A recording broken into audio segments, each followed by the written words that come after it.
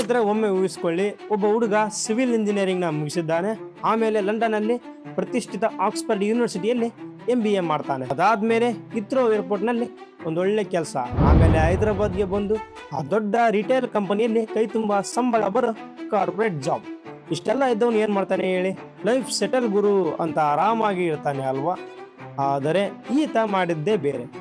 ತನ್ನ 9 to 5 AC room ಕೆಲಸಕ್ಕೆ good bye ಹೇಳಿ 45 ಡಿಗ್ರಿ ಸುಡೋ ಬಿಸಿಲಿರೋ ತನ್ನ ಹಳ್ಳಿಗೆ ವಾಪಸ್ ಆಗ್ತಾನೆ. ಯಾಕೆ ಗೊತ್ತಾ? ಕೇವಲ ಕೃಷಿ ಮಾಡೋದಕ್ಕಾಗಿ. ಅವನು ಬೆಳೆದದ್ದು ಸಾಮಾನ್ಯ ಬೆಳೆಯಲ್ಲ.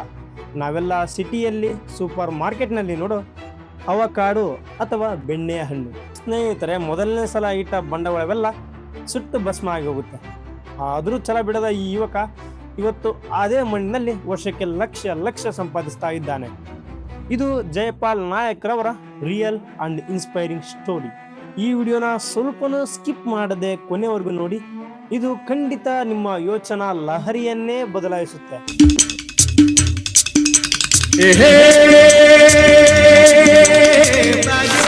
ಸರಿ, ಕತೆ ಶುರು ಮಾಡೋಣ. ಸ್ನೇಹಿತರೆ, 2008ರಲ್ಲಿ ಜಯಪಾಲ್ ಬಿಟೆಕ್ ಮುಗಿಸಿ ಲಂಡನ್ಗೆ ಹಾರಿದ್ರು. ಅಲ್ಲಿ ಆಕ್ಸ್ಫರ್ಡ್ ಯೂನಿವರ್ಸಿಟಿಯಲ್ಲಿ ಮಾರ್ಕೆಟಿಂಗ್ MBA ಮುಗಿಸಿ ಆಮೇಲೆ ಒಳ್ಳೆ ಜಾಬ್ ಸಿಗುತ್ತೆ. 2012ರಲ್ಲಿ ಇಂಡಿಯಾಗೆ ಬರ್ತಾರೆ. ಇಲ್ಲಿ ಹೈದರಾಬಾದ್ನಲ್ಲಿ ಕಾರ್ಪೊರೇಟ್ ಲೈಫ್ ಶುರು ಮಾಡ್ತಾರೆ. ಹೊರಗಡೆಯಿಂದ ನೋಡೋಕೆ ಲೈಫ್ ಸಖತ್ತಾಗಿರುತ್ತೆ. ಆದ್ರೆ ಜಯಪಾಲ್ ಮನಸ್ಸಲ್ಲಿ ಏನೋ ಒಂಥರ ಖಾಲಿ ಫೀಲಿಂಗ್. ದಿನ ಬೆಳಗ್ಗೆ ಎದ್ದು ಟ್ರಾಫಿಕ್ನಲ್ಲಿ ಒದ್ದಾಡಿ ಆಫೀಸ್ಗೆ ಹೋಗೋದು, ಸಂಜೆ ಸುಸ್ತಾಗಿ ಮನೆಗೆ ಬರೋದು, ಇದೆಲ್ಲ ನನಗಾಗಲ್ಲಪ್ಪ, ಇದಕ್ಕಾಗಿಯೇ ನಾನು ಹುಟ್ಟಿದ್ದ ಅಂತ ಅವರಿಗೆ ಅನಿಸೋಕೆ ಶುರುವಾಗುತ್ತೆ. ಹೀಗೆ ಯೋಚನೆ ಮಾಡಿ ಕೇವಲ ಒಂದೇ ವರ್ಷದಲ್ಲಿ ಆ ದೊಡ್ಡ ಕೆಲಸಕ್ಕೆ ರಾಜೀನಾಮೆ ಕೊಡ್ತಾರೆ. ಹೌದು, ಹೈದರಾಬಾದ್ನಿಂದ 45 ಕಿಲೋಮೀಟರ್ ದೂರ ಇರೋ ತಮ್ಮ ಹಳ್ಳಿ ದಬ್ಬಡ ಗುಡ್ಡಕ್ಕೆ ಬರ್ತಾರೆ. ಸ್ನೇಹಿತರೆ, ಅವರು ಅಲ್ಲಿಗೆ ಬಂದಾಗ ಒಂದು ಅರಿವಾಗುತ್ತೆ. ಮನೆಯಲ್ಲಿ ಮೆಕ್ಕೆಜೋಳ, ತೊಗರಿ ಎಲ್ಲ ಬೆಳೆತಿದ್ರು.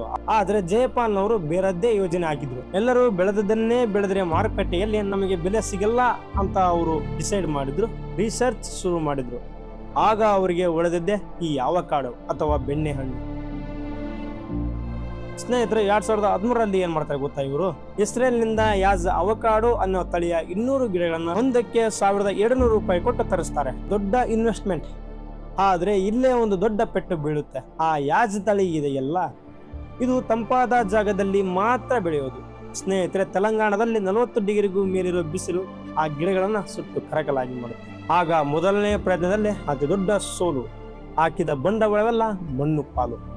ಪಾಪ, ಯಾರಿಗಾದ್ರೂ ಬೇಜಾರಾಗುತ್ತೆ ಅಲ್ವಾ? ಆ ಜಯಪಾಲ್ ಕೂಡ ಸ್ವಲ್ಪ ಡಲ್ ಆಗ್ತಾರೆ. ಇನ್ನೇನು ಕೃಷಿ ಸಾಕು ಅಂತ ಸಿವಿಲ್ ಕಾಂಟ್ರಾಕ್ಟಿಂಗ್ ಕೆಲಸ ಶುರು ಮಾಡ್ತಾರೆ.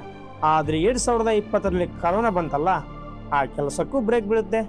ಆಗ ಜಯಪಾಲ್ ಖಾಲಿ ಕುಂತು ಏನ್ ಮಾಡೋದು? ಮತ್ತೆ ತಮ್ಮ ತೋಟದ ಕಡೆ ಮುಖ ಮಾಡ್ತಾರೆ. ಆದ್ರೆ ಈ ಸಲ ಹಳ್ಳಿ ತಪ್ಪು ಮಾಡಲ್ಲ. ಪಕ್ಕಾ ಪ್ಲಾನ್ ಮಾಡಿ 45-46 ಡಿಗ್ರಿ ಬಿಸಿಲನ್ನ ತಡೆಕೊಳ್ಳೋ ಗ್ರೀನ್ ಬಲ್ಬ್ ಅವಕಾಡೋ ತಳಿಯನ್ನ ತರಿಸ್ತಾರೆ.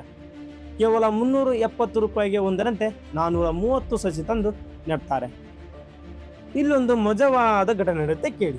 ಸ್ನೇಹಿತರೆ, ಅವಕಾಡೋ ಗಿಡದಿಂದ ಗಿಡಕ್ಕೆ ಕನಿಷ್ಠ 20 ಅಡಿ ಗ್ಯಾಪ್ ಇರಬೇಕು. ಆದ್ರೆ ಗಿಡ ತಂದಾಗ ಜಯಪಾಲ್ ಊರಲ್ಲಿ ಇರಲಿಲ್ಲ. ಅವರಪ್ಪ ಏನ್ ಮಾಡ್ತಾರೆ? 20 ಅಡಿ ಬದಲು 14 ಅಡಿಗೆ ಒಂದರಂತೆ ನೆಟ್ಟು ಬಿಡ್ತಾರೆ. ಆದ್ರೂ ವಿಸ್ಮಯ ನೋಡಿ, ಆ ಗಿಡಗಳು ನಮ್ಮ ಬಿಸಿಲಿಗೆ ಸಖತ್ ಅಡ್ಜಸ್ಟ್ ಆಗಿ ಬೆಳೆದು ನಿಂಗುತ್ತೆ. 2023ರಷ್ಟರಲ್ಲಿ ಗಿಡ ತುಂಬಾ ಹಣ್ಣು. ಪ್ರತಿ ಮರದಿಂದ 5-10 kg ಹಣ್ಣು ಸಿಗೋಕೆ ಶುರುವಾಗುತ್ತೆ. ಸ್ನೇಹಿತರೆ, ಮೊದಲು ಕುವೈತ್ಗೆ ಎಕ್ಸ್ಪೋರ್ಟ್ ಮಾಡಿದ್ರು. ಆದ್ರೆ ಒಂದು ಚಿಕ್ಕ ಆಕ್ಸಿಡೆಂಟ್ ನಿಂದ ಆ ರಫ್ತು ನಿಂತು ಹೋಯ್ತು. ಅಲ್ಲಿ ಮತ್ತೆ ಟೆನ್ಷನ್. ಆದ್ರೆ ಜಯಪಾಲ್ ಬಿಡ್ತಾರ? ಅವರು ಒಂದು ಕಾನ್ಸೆಪ್ಟ್ ನ ತರ್ತಾರೆ, ಡೈರೆಕ್ಟ್ ಟು ಕನ್ಸ್ಯೂಮರ್ ಪ್ಲಾನ್ ಅಂತ. ಅವರು ಸಿಂಪಲ್ ಆಗಿ ವಾಟ್ಸ್ಆಪ್ ಮುಖಾಂತರ ಲೋಕಲ್ ಜನರಿಗೆ ಕೆಜಿಗೆ $250 ಅಂತೆ ಡೈರೆಕ್ಟ್ ಆಗಿ ಸೇಲ್ ಮಾಡ್ತಾರೆ. ಇಲ್ಲಿ ಮಧ್ಯವರ್ತಿಗಳೆಲ್ಲ, ಕಮಿಷನ್ ಕಾಟ ಇಲ್ಲ. ಇವತ್ತು ಕೇವಲ ಹಣ್ಣುಗಳಿಂದಲೇ ವರ್ಷಕ್ಕೆ 8 ಲಕ್ಷ ಆದಾಯ ಬರ್ತಿದೆ. ಅಷ್ಟೇ ಅಲ್ಲ, ಸ್ವಂತ ನರ್ಸರಿ ಕೂಡ ಶುರು ಮಾಡಿದ್ದಾರೆ. ಇಲ್ಲಿ 5,000ಕ್ಕೂ ಹೆಚ್ಚು ಸಸಿಗಳನ್ನ ಮಾರಿ ಅದರಿಂದಲೂ ಕೂಡ ಲಕ್ಷ ಸಂಪಾದಿಸ್ತಾ ಇದ್ದಾರೆ. ಇನ್ನೊಂದು ಸುದ್ದ ವಿಷಯ ಏನಂದ್ರೆ 100% ಆರ್ಗಾನಿಕ್. ಬರೀ ಹಸುವಿನ ಸಗಣಿ, ಗೋಮೂತ್ರ ಬಳಸ್ತಾರೆ. ಜಯಪಾಲ್ ಅವರೇ ಹೇಳೋ ಹಾಗೆ ಕೆಮಿಕಲ್ ಹಾಕಿ ಬೆಳೆದ್ರೆ $100 ಸಿಗಲ್ಲ. ಆದ್ರೆ ಅವರ ಆರ್ಗಾನಿಕ್ ಹಣ್ಣಿಗೆ ಕೆಜಿಗೆ $1,000 ಡಿಮ್ಯಾಂಡ್ ಇದೆ. ಖರ್ಚು ಕಡಿಮೆ, ಹೆಚ್ಚು ಲಾಭ.